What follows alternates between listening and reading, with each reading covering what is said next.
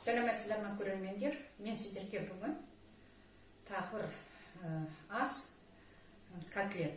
Бұл киевтерше пісіру. Котлеты по-киевски дейді. Бұл асқа бізге керегі мен тауықтың филесін алдым, жуып, тазалап. Сонымен қатар жаңағы укроп, пияз, көксөктерін бәрін турап, дайындап қойдым. Бұған керегі май, міне лимон, қара бұрыш, тұз.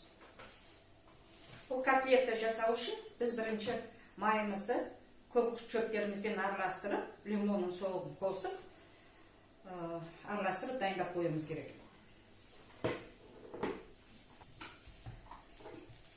Қазір мына котлеттің ішіне салатын сары майымызды мына тураған көктерімізбен бірге араластырып, тоңашқа шалып қатырып қоюымыз керек. Мен майдың жартысын ғана аламын.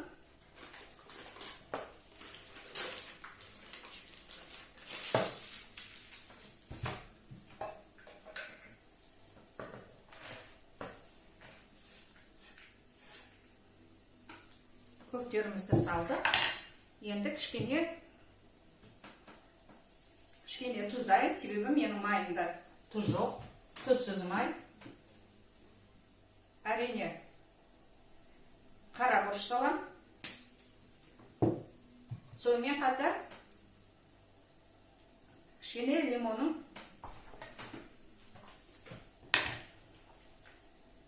енді жақсылап араластырып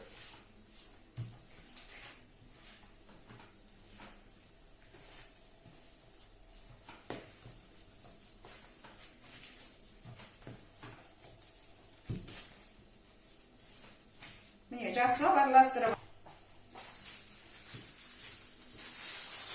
пакетке салып алды. Енді кішкентай колбаса сияқты қалыпқа келтіруіміз керек.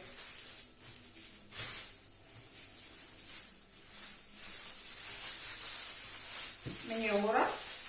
Енді қазір тоңашыққа салып қояқ. Тоңашықта тоңып тұрады. Енді міне тауығымыздың етіне кірісеміз. Әрине тазалаймыз.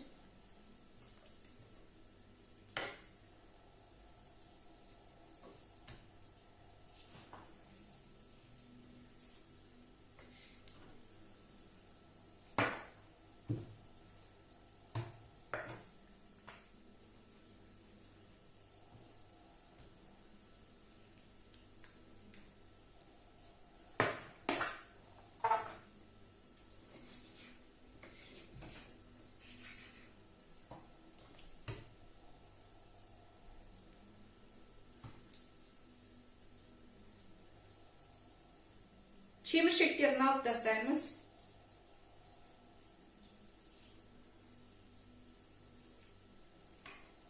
Міне алдық. Енді пышағымыз әрине өткір болу керек.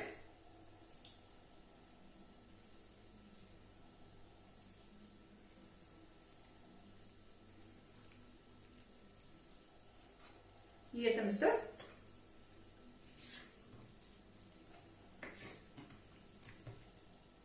ортасынан бөлдік.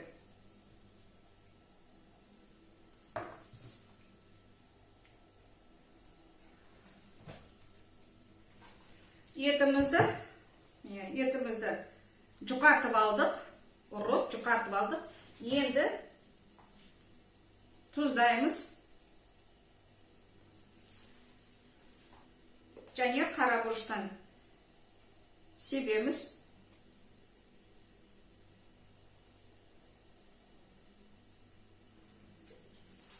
Енді тоңашыққа жаңағы майымызды алып шығып, енді тауығымыздың еті дайын тұр. Тауығымызды клярда пісіреміз. Ол үшін біз бір батонды алып, батонды турап, мен блендерден өткізіп аламын.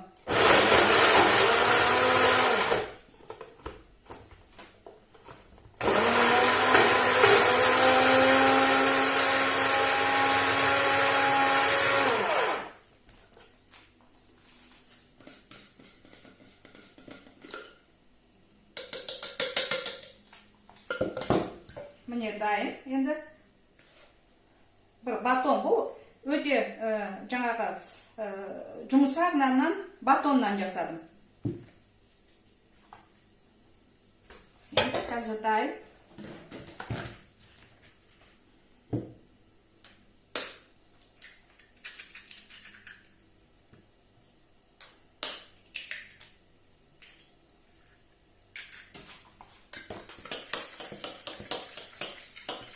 Жұмыртқамызды араластырып дайындап қойдық.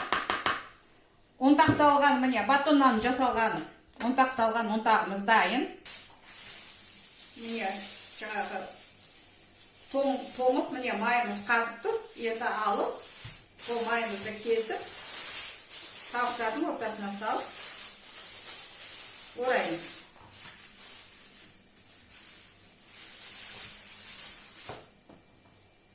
Жаңа ішінен кесіп алған жанындағы кішкене еттерін де ұрып, жұқартып қойған.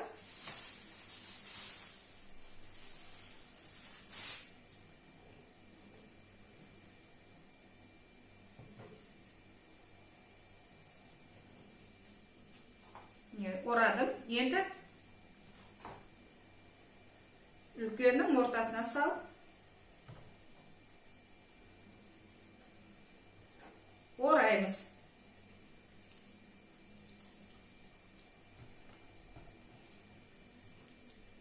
Орап, майымызды салып, тауығымыздың етіне орап дайындап алдық. Енді қазір міне сыртын жұмыртқаға аунатып,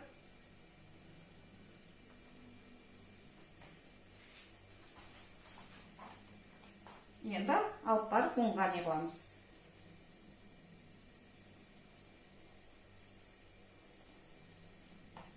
Енді қайтадан жұмыртқаға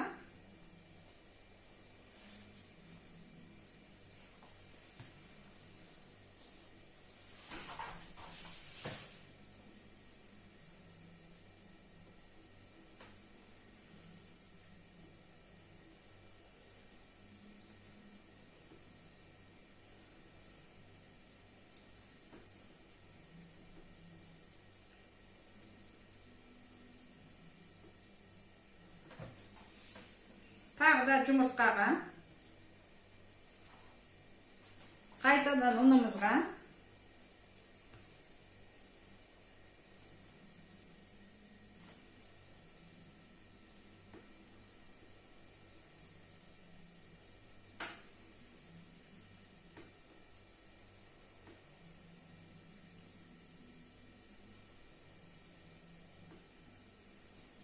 біреуі дайын.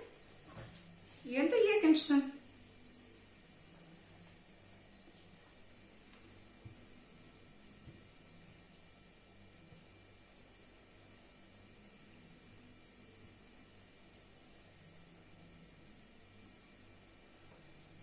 Енді қайтадан жұмыртқаға.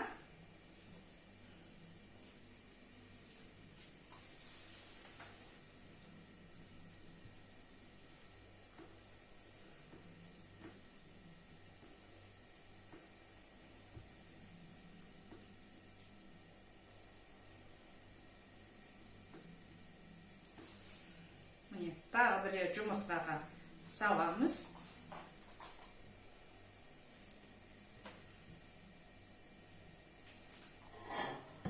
Енді міне жасаған котлетімізді майға қуырып аламыз.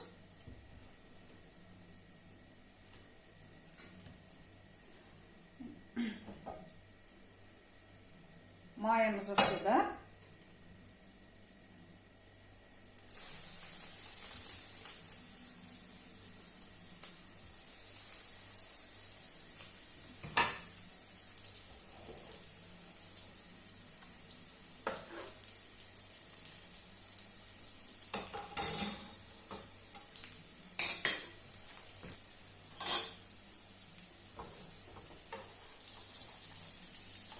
Котлетimiz қызарғанша қуырамыз.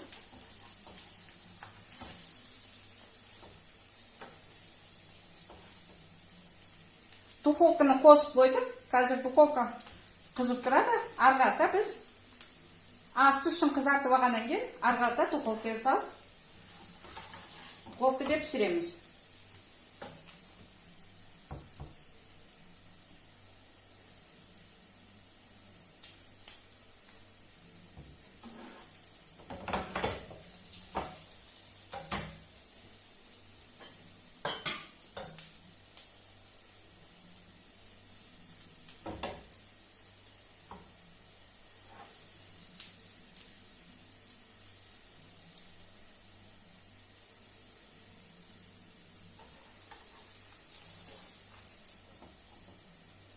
газдың астын өшіреміз, енді ары қарата духовкаға пісіреміз.